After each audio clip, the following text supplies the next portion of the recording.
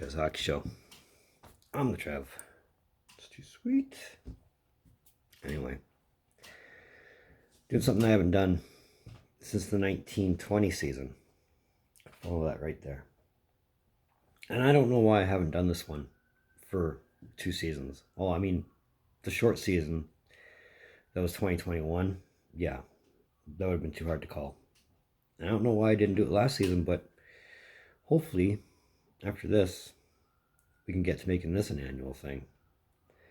But for better or worse, here are 10 teams that I think are going to be worth watching this season. Let's check it out.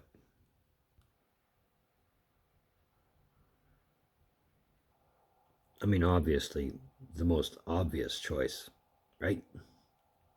It's beyond general knowledge that they're going to suck this year. I think the question is just how bad are they going to suck? Like, league record bad suck, or are they just going to suck? Because there's going to be a lot of teams that are going to be tanking intentionally or by natural selection. Take your pick as to where you want to put Arizona on that one.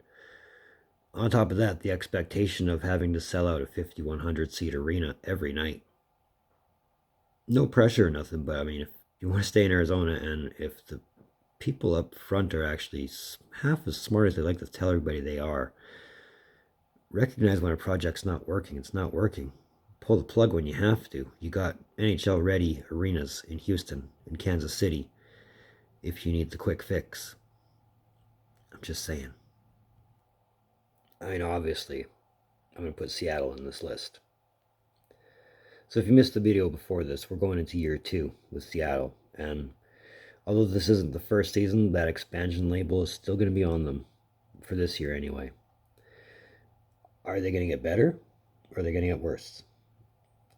And what do we expect out of Shane Wright? As I said in the Seattle video, it's probably a foregone conclusion he's making the team. What kind of feistiness, what kind of style of play is he going to bring? Like being shoved on all the way to number 4, is that going to make a huge difference? Is that going to be the chip on his shoulder? And if it gets him to play well, then what more could you ask for, right? Either way, it'd be interesting to see what comes out of Seattle this season. I think it's just pity I'm putting them on here. It'd be interesting to see what kind of Flyers team you get with John Tortorella behind the bench and a Flyers team that is really trying hard to maintain a very tough guy identity and not really living up to that hype. Is this Chuck Fletcher's final year? He should have been gone a long time ago. Hard to say, but if anything's holding back the Flyers, it has to be Chuck Fletcher. They've gone through how many coaches? You know, they were supposed to be playoff contenders by now. Hasn't happened yet. And you've changed the coach. You've done all you can to make up the roster. I mean, you've lost some great players in the last couple of years. And, you know, having Ellis on your team that's not going to play, that doesn't hurt at all. That doesn't help at all. But I'm more curious on team dynamic with John Tortorella. Or is this going to be a combustible situation? Because why wouldn't you put Toronto on this list? To say there's high expectations in Toronto is probably an understatement. I mean, you don't need me to be the guy to tell you they haven't won a cup since '67. You don't need me to be the guy to tell you they haven't won a playoff round since 2004, and you don't need me to tell you that with all the players they have on their roster, there's no reason why they should keep losing in the first round. Just some random observations. Kyle Dubas has to be in the hot seat. He's put this roster together, and it's not working. So, which of his big names is gone in this season? And is it enough to save his job? Because you have to really think. The same result year after year after year after year in Toronto, and you brought in this Kyle Dubas kid who's supposed to be the whiz kid as far as GMs is concerned, and he's not winning anything. There's going to be a change if the Leafs aren't buying into their win now mentality. Because, you know, why not? I almost get the feeling that Vegas has a lot of ground to make up for having missed the playoffs for the first time in franchise history. Yeah, I know. It had to happen at some point, right? Well, why not now? And I mean, if you really want to give them all fault for the injury bug, that's fine. But the injury bug really seems to happen a lot in Vegas. I mean, they just announced Nolan Patrick isn't playing. They have Shea Weber's contract. He's never playing. You know, Robin Lehner is probably out for the year if he comes back at all. You've also got Eichel, and I don't think I need to repeat myself on my opinion of Eichel, but now you also have Phil Kessel. And is Kessel going to be the guy that helps out this younger team? Or at least help this team get to the playoffs, given the fact that he's getting on in years? P.S. I guarantee we'll be talking about Kessel at least twice this season if everything goes according to how it's supposed to go. Just putting that out there. Are you surprised? Between signing their biggest defenseman long term, besides picking up Johnny Gaudreau, besides re-signing Patrick Laine, the biggest question has to be, is this now at the point where they can get back to competing? Gotta remember, before last season, they were a fringe contending team for the playoffs every year. And the one year they almost made it to the conference finals before running into the Bruins. You gotta think they want a lot more success than that. And so is every addition they've made this offseason, every extension they've signed this offseason, is it going to be the one that pushes them over the hump?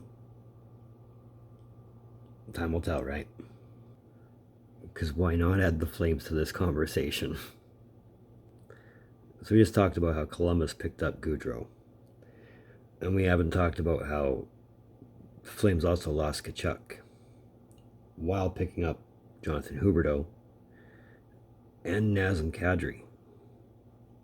Do those two additions help them stay consistently afloat?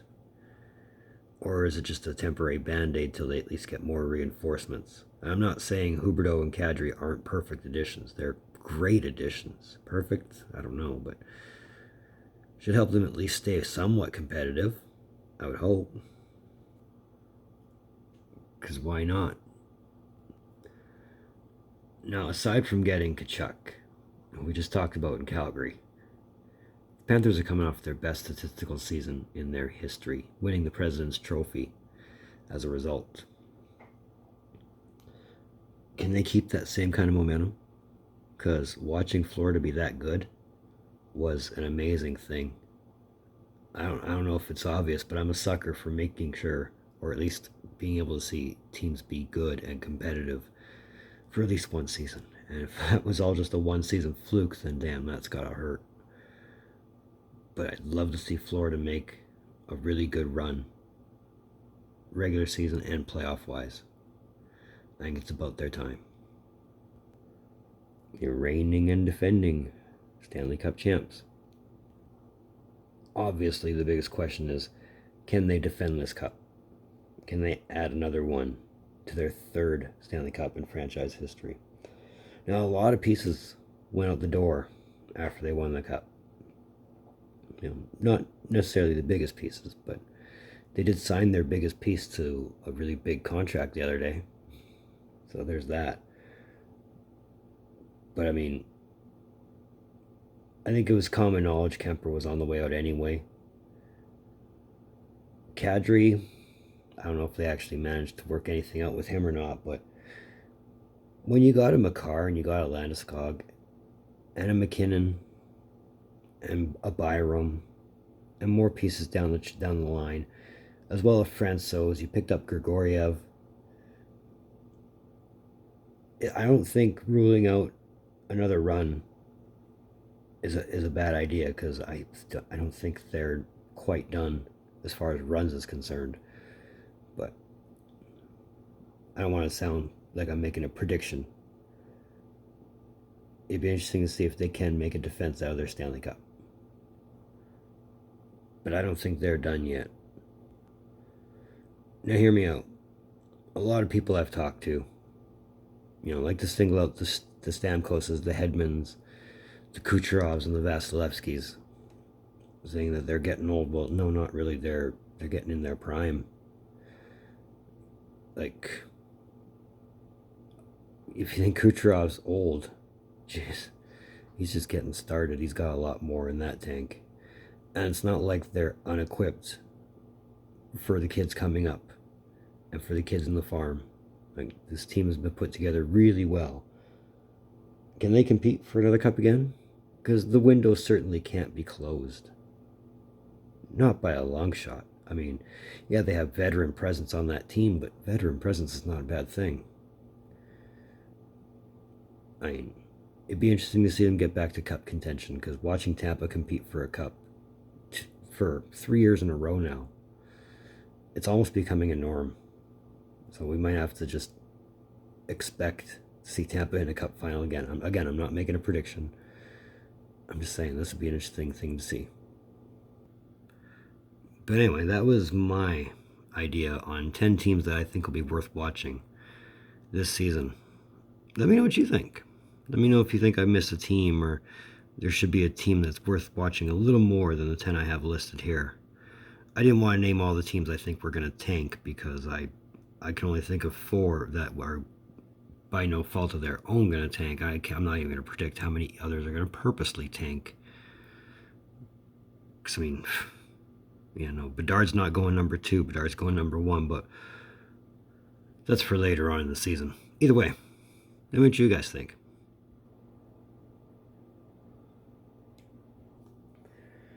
It's another one of Trevs Hockey Shows. I want to thank you for tuning in. Don't think I don't appreciate the gesture, especially if you've made it to this point. If you have made it to this point, let me know you're here. Give me a thumbs up. That means so much to me if you did. That red button, if you haven't done so and you're considering the idea of hitting that red button, let me encourage you to do so. We're going for 250. We're almost there. And subscribe makes you feel good, so why would you not want to? All my socials are in the description down below. Let's move forward. I've got one more retired number written up. I got a couple more I'm working on. And I've got a few other things, but either way, in the meantime, in between time, be looking for more videos from Trev. Later.